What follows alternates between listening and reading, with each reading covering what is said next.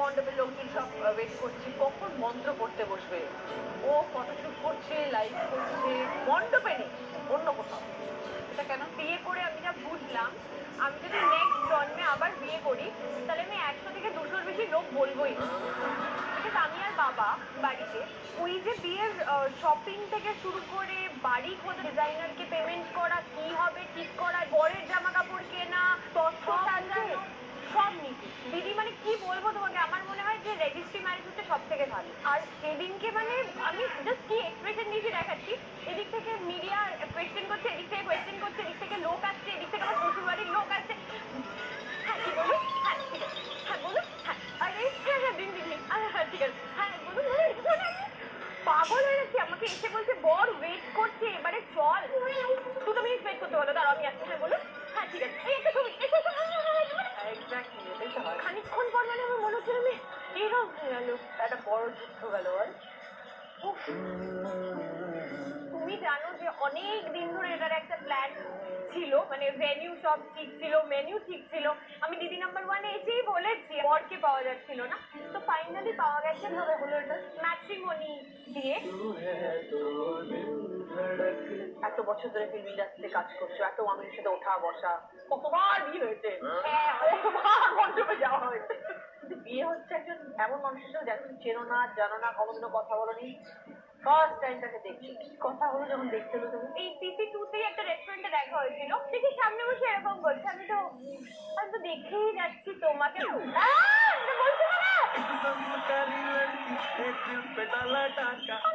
কি মানে তোমার ফ্যান, আমি তোমাকে কিছু বলছে? হ্যাঁ আমার এগুলো প্র্যাকটিস করেছে ওদের বলার।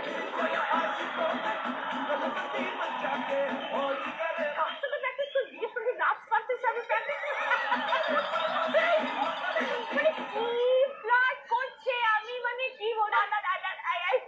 প্রথম যখন ফোনে কথা বলেছি দেখা করবো, দাদা মাঝখানে ছিল তো আমার নাম্বার দেয়নি, দাদার ফোন থেকে আমার সাথে কথা হতো।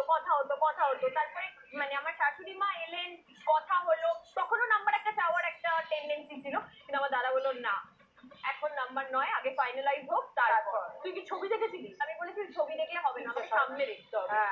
সামনে রেখেছি, কথা বলেছি। সেখানে আর কি কি হলো? তোমাকে কি ভালো দেখতে সে বলছে করছে কেক সেট, মানে আইসক্রিম বানিয়ে নিয়ে আসছে আমার জন্য।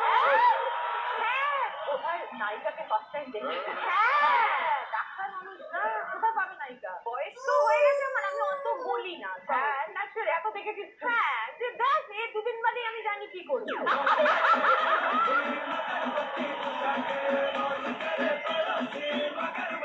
বিয়ে হওয়ার আগে অব্দি দাদা কি বলবো, তোমার বোন এত ভালো। আমার দাদা বারবার বলেছিল এরকম বিয়ের পরও থাকবে তো, দেখো বিয়ের পর কিন্তু অন্যরকম হয়ে যায়, তখন কিন্তু একই লাগবে। আস্তে আস্তে আস্তে আস্তে হতে হতে 6 মাসেই এখন মোটামুটি খারাপ মেয়ে হয়ে গেছি। এখন কি বলছে, এখন সারাক্ষণ আমি ঝগড়া করি মোটামুটি, মানে ভাই বোনের মতন একদম তু মে চলে, ঠিক আছে। আর আমার শাশুড়িকে ফোন করে একদিক থেকে আমি কমপ্লেন করি, একদিক থেকে ও কমপ্লেন করে, কিন্তু শাশুড়ি শ্বশুর মশাই আমার দিকে আর বাবা ওর দিকে। আমি তো এখন কাজ করছি না, বাড়িতেই থাকছি, তাহলে ও যা করছে ওকে এগিয়ে টেগিয়ে দিতে পারছি, কোনো চাপ নেই। সকালে উঠছি মানে তার আগের দিন শোন ছিল, রাত করে ঘুমিয়েছি, এবার আমার তো মাথা একদম ইয়ে হয়ে রয়েছে, এইটা ওটা দিতে মতো একদম খাওয়াই না বলে চলে গেলাম। বলছে ও এবার নিজের রূপে ফিরছি, বলছে এবার আসল রূপে এলি বল। আবার আজকে ফোন করে বলে দিয়েছে আমার যেন ভালো ভালো মানে প্রশংসা হয় ওখানে। বলছে হ্যাঁ তোমার নিয়ে আলোচনা হবে কিনা জানি না, সমালোচনা আমি করে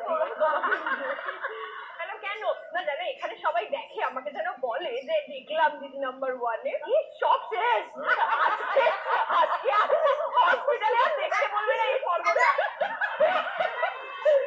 কলিগদের সাথে পরিচয় হচ্ছে? হ্যাঁ আবার তো মানে আমি ফোন নিয়ে আর কি যাদের সাথে মেসেজিং করি আর কি জেনে নিচ্ছি, তাদের ফোনগুলো ভিডিও চেক করে, মানে তুই মেসেজ করছিস দেখাচ্ছে, তারা আমাকে ফটো পাঠালো যে দিদি দাদা কিন্তু এরকম এই করছে, দাদা কিন্তু এরকম করছে, ওকে কিন্তু এটা করতে বারণ করো। শুনলাম নাকি এরকম কিছু করছিস, কি ব্যাপার বলতে?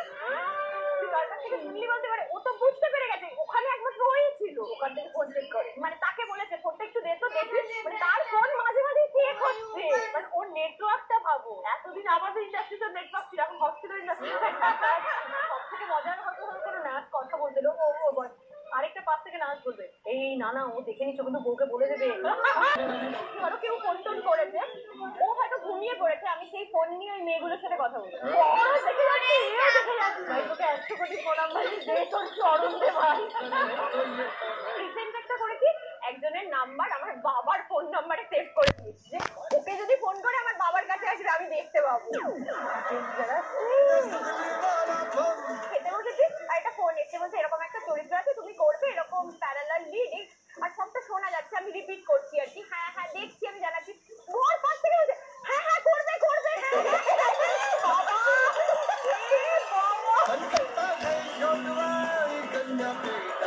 ওর কাজে সিরিয়াসলি জয়েন করিস, তোর বর পাগল হয়ে যাবে। তোর বর কিসের ডক্টর? ও এখন হেমাটোলজি নিয়ে ফেলোশিপ করছে টাটা মেডিকেল থেকে। হেমাটোলজি মানে ব্লাড নিয়ে কাজ। ওর ব্লাড ক্যান্সার, থ্যালাসেমিয়া এইগুলো নিয়ে আর কি। বেচারা তো তুই সব ব্লাড শুষে নিয়ে অনেক যারা বন্ধু বান্ধব রয়েছে, মানে বান্ধবী যারা ছিল আর কি, তারা ছিল হয়ে গেছে বান্ধবী। একদম কাট।